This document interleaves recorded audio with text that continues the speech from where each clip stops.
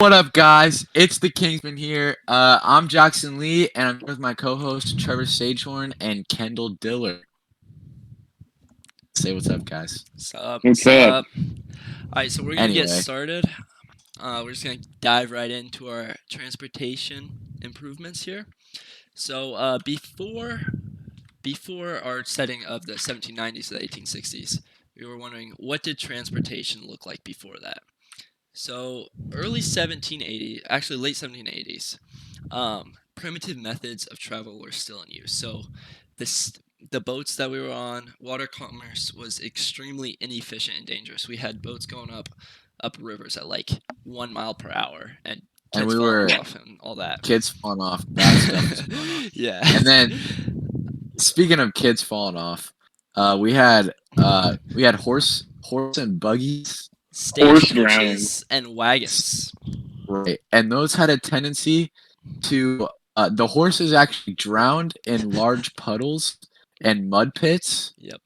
So, hide your kids, hide your wives, hide your horses. People were drowning left and right here. It was not a good I look. But don't you know know if it what was that doesn't bad, drown? but hold on. You Not know quite what yet. doesn't Not drown? quite yet. Do you know what doesn't drown? Hold on. You know what doesn't drown? A A steamboat! steamboat, baby! Steamboat does not drown. Steamboats can't drown. That thing is a floater. It's a floater. It's a floater. Okay. So, steamboats. We're going to get started on Robert Fulton. He was an ambitious painter/engineer. He installed a powerful steam engine in a vessel that became known as the Clermont. The Claremont. It was able to go from New York City to Albany, which is about 150 miles, in 32 hours, which was like absolutely record-setting. Changed the whole industry. And that voyage was in I fell over. My fault, boys. That and that voyage was in 1807. That was the first voyage. Right. So how did And then- the steamboat affect our economy? Oh, Kendall, you want to take this one, or I got it? It definitely made transportation of goods a lot easier. It encouraged constructions of canals and easier river travel. Like, for example, the Erie Canal in New York, huge profit for them. In 1829, they were transporting 3,640 bushels of wheat, and then by 1840s, it was over a million bushels of wheat, and it just allowed transportation of goods to be a lot easier with steamboats. That is a whole lot of wheat. I did see a stat that in 1820 there were 60 steamboats, and then in 1860 around 1,000 steamboats were on the rivers. So just improving the economy left and right, going up Yeah. and down the stream. If you know Up what I'm and saying. There's definitely a demand for them. Yeah, so very quickly this became like one of, if not the most prominent ways of transporting goods and people. Exactly. But Okay. then, close runner up, or maybe tied for first, the train, the locomotive. True. It had a name. What was its name? The The train, the Iron Head, something like Pony. that. Iron, Iron Horse. Horse? The Iron Horse, Iron as others horse. may call it. Yeah. Go on. Go on about your Okay. locomotive. Okay, yeah. Anyway, so, locomotives, I'm pretty sure existed before 1790s. They weren't very prominent, and especially into the they early honestly weren't very prominent in the early 1800s either, because the large scale of steamboats was Right. there. And but anyway, and I'm saying like 1830s, 1840s, definitely 1850s. A lot of train tracks and railroads were popping up all over the United States, because Right. people are figuring out that's like a very fast way to transport goods. Well, it wasn't limited by weather like some boats were. Right, was not limited by weather. Yeah, we actually should have a map of the railroads in 1850. Indeed, we I do. pulled it out just now. A primary source, in fact. Oh, a primary source. Yeah.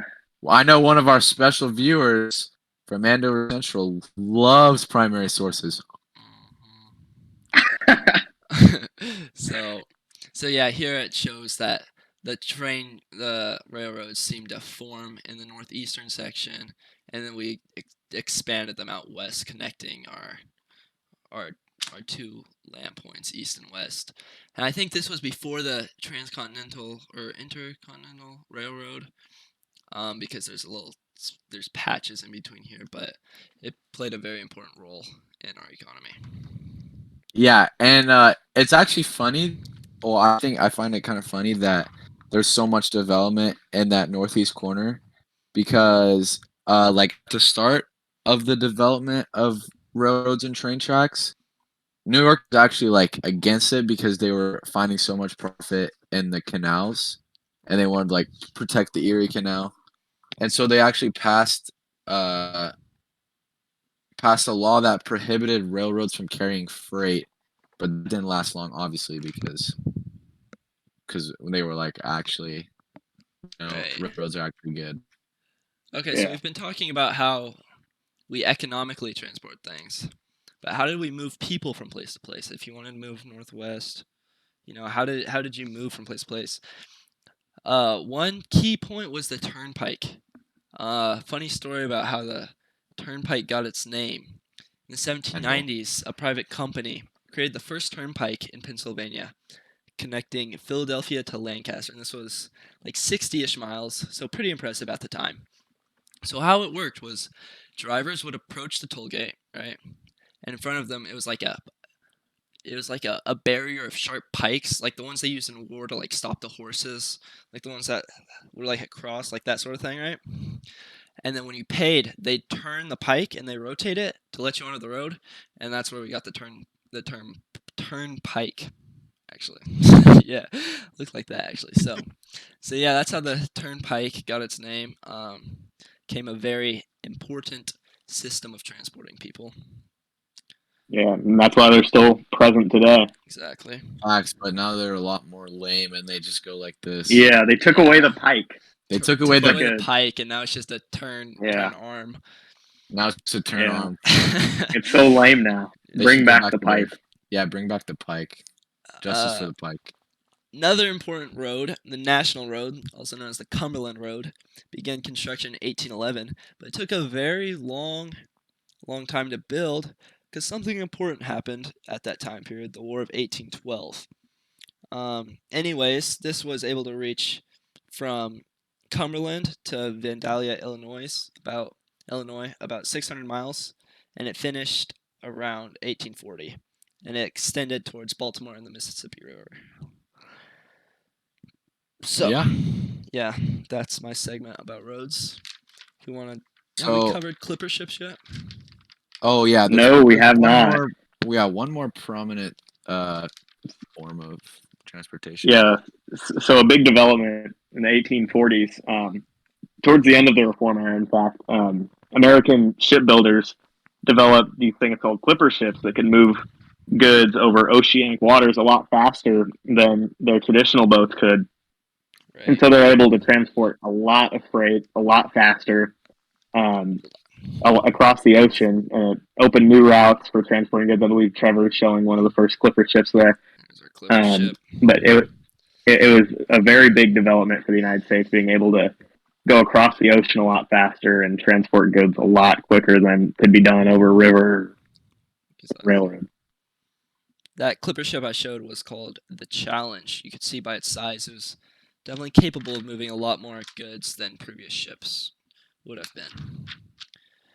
I think we have Um, one more form of Yeah. transportation. Wonder what that form of transportation could be. Yeah, I okay, think it's for okay. you. So you guys at home, you might be thinking, "Oh, we covered all the main points, right?" No. There's one more that you're definitely not thinking of because it's not a transportation of thing. It's not a transportation of person. It's a transportation of information. The Information What? telegraph. transportation. Yeah. What? The telegraph, invented in 1844 by Samuel Morse. This actually was pretty crazy because now, you don't have to. I mean, people obviously still use like mail and letters and stuff, but this kind of removed the need for that because all it took was two telegraphs, and boom, you could transport information like almost instantly. Exactly. And speaking of the mail, that reminded me of one last thing: the Pony Oh Express. yeah. Got to cover Oh, briefly. facts. Pony Express. Lightweight riders. They were able to carry mail from St. Joseph, Missouri, down to California. So it was a very important trail of mail carrying. Yeah, Bars. So, facts. Okay, so okay, those are my brothers just running around. Anyway, so that's probably about it for the Kingsman podcast today. You know, we exactly. covered a lot of important topics, and I think it's gonna be time to sign off. Yeah. Yeah. It's Hope All you been right. guys fun. enjoyed the listening. I know you at home, you thousands of viewers. Okay. Anyway, sorry about that interruption. Yeah. This is the Kingsman signing off. Signing Good off. night, good morning, and good night. See you next time.